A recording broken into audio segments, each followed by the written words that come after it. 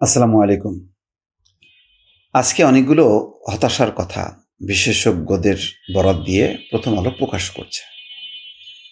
একটা হলো যে ডক্টর দেবপ্রিয় বলেছেন যে সরকারের ভেতর আরেকটা সরকার আছে। অধ্যাপক আনু মোহাম্মদ আরেকটা কথা বলেছেন। বলেছেন বৈষম্যহীন বাংলাদেশ গড়ার উল্টো যাত্রা করেছে সরকার। আমাদের সত্যিকার অর্থেই একটা বৈষম্যহীন একটা রাষ্ট্র দরকার ছিল। যেখানে সবার মত প্রকাশের স্বাধীনতা থাকবে, অধিকার থাকবে। কিন্তু তিনি দেখেন তার বিপরীতে কি বলছেন? বলছেন মানুষের মধ্যে প্রত্যাশা তৈরি হয়েছিল শেখ হাসিনার মতো স্বৈরাচারী সরকার আসবে না, একটা গণতান্ত্রিক রূপান্তর হবে। এই গণতান্ত্রিক রূপান্তরের প্রক্রিয়াতেই মার খেয়ে গেলাম। বলছেন যে বৈষম্যহীন বাংলাদেশের প্রত্যাশা তৈরি হয়েছিল, কিন্তু ধর্ম, জাতি, শ্রেণী বা লিঙ্গের নামে বৈষম্যবাদী রাজনীতি ও দর্শন যারা ধারণ করে তাদের দাপট দেখা যাচ্ছে। মনে হচ্ছে তারাই এই অভ্যুত্থান করেছে। অভ্যুত্থানে নারীর অংশগ্রহণ ব্যাপক ছিল উল্লেখ করে বলছেন নারীকে আক্রমণকারী প্রতিষ্ঠান এবং সংস্থার দাপট বেশি। আদিবাসী সংখ্যালঘুদের অংশগ্রহণ ছিল, কিন্তু তাদের উপর আক্রমণ হয়েছে। গত 1 বছরে এই মানুষগুলোকে বারবার রাস্তায় নামতে হয়েছে। এই যে কথাগুলো, এটা সত্যি। রাস্তাঘাটে দেখেন যে নারীদের উপর এই শোরুম উদ্বোধন করা যাবে না, এটা করা যাবে না, আতঙ্কিত। অনেকেই তো ঘরে চলে গেছে। এই যে এটা তো শারমিন মুর্শেদ বলছেন যে যেই নারীদেরকে রাস্তায় দেখতাম সেই নারীরা কোথায়, তাদেরকে খুঁজে বের করতে হবে। তারা তো ভয় পেয়ে গেছে, যেই পরিমাণ একের পর এক মব তৈরি হয়েছে এবং দরকার ছিল না। 5ই আগস্ট তার পরবর্তী সময় অভ্যুত্থানের কে ঘিরে কিছু ঘটনা ঘটতে পারে, মানুষের ক্ষোভ প্রকাশ হয়েছে। তারপরে তো একটা নিয়মতান্ত্রিক বা বলা যায় সংবিধানের রেফারেন্সে যাই হোক না কেন, একটা সরকার তো পাওয়া গেছে, অভ্যুত্থানের সরকার। সেই সরকার আইনের শাসন প্রতিষ্ঠা করতে পারলো না। কতগুলো মানুষকে পিটায় পিটায় মারা হলো এই দোসর ওই দোসর এই সমস্ত কথাবার্তা বলে। সবচেয়ে বড় কথা হলো যে টুপি পরা কিছু লোকগুলো রাস্তায় দাপট দেখালো, মনে হচ্ছে যেন এরা অভ্যুত্থান করছে, এখানে একটা ইসলামী রাষ্ট্র কায়েম হয়ে গেছে, সুতরাং তারা জিহাদ দেখাতে শুরু করলো। তারা বিভিন্ন তারকাদের, শোবিজ তারকাদের কোনো রেস্টুরেন্ট উদ্বোধন অথবা তাদের শোরুম উদ্বোধন, সেগুলিতে বাধা তৈরি করলো। আরও অনেকগুলো ঘটনা ভেতরে ভেতরে তো হয়েছে। নাটক বন্ধ করে দিল। এই তাহলে কি ওরাই অভ্যুত্থান করলো? সাধারণ মানুষ করলো না?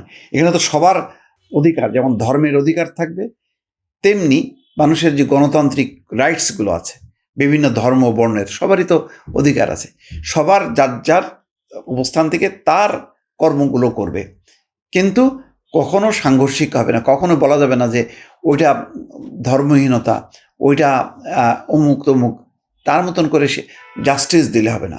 রাষ্ট্রের আইন কানুন কেউ লঙ্ঘন করছে কিনা সেটা হলো বড় কথা।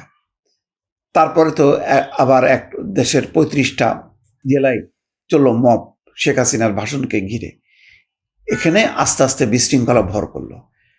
আর যাদের উপর সবচেয়ে ভরসা ছিল যে তরুণদের, যে তরুণরা রাস্তা ছিল, এবং অনেক দেখতাম যে আধুনিক ছেলেবেলে সেখানে, মুক্ত বুদ্ধির ছেলেবেলে সেখানে যুক্ত ছিল, হঠাৎ করে তারা আস্তে আস্তে ধর্মীয় মোড়কে যাইতে যেতে, এনসিপির কথা বলছি, তাদের আকার, চেহারা, বডি ল্যাঙ্গুয়েজ সব চেঞ্জ হয়ে গেল, বক্তব্য চেঞ্জ হয়ে গেল, রাস্তার থেকে উঠে গেল, রাস্তা দখল হয়ে গেল আবার অন্যদের।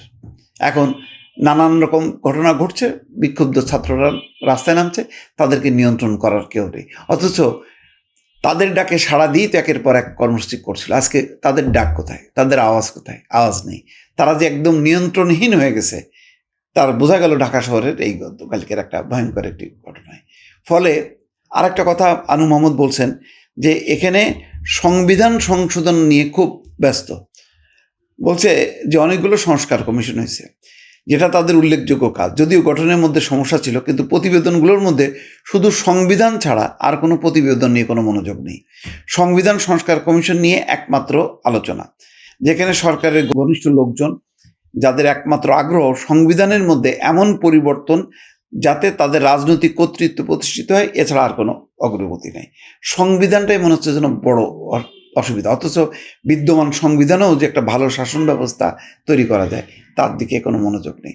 রাজনৈতিক সরকার, একটা ভালো রাজনৈতিক সরকার আসুক একটা সুষ্ঠু মুক্ত ভোটের মধ্য দিয়ে, সেটা কিন্তু নেই। সবচেয়ে বড় কথাগুলো একের পর এক বিভিন্ন পেশাজীবীরা মাঠে নামছে তাদের নানা রকম বৈষম্য, তাদের অর্থনৈতিক দাবি দাওয়া নিয়ে। এইগুলো মোকাবেলা করার মতন অবস্থা নেই। কিন্তু যেহেতু একটা প্রত্যাশা, সেই প্রত্যাশার চাপটা কিন্তু রাজপথে দেখা গেল।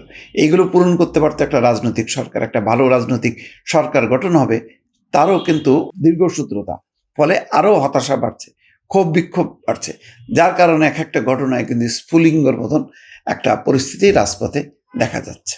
দর্শক ভালো থাকবেন, আল্লাহ হাফেজ।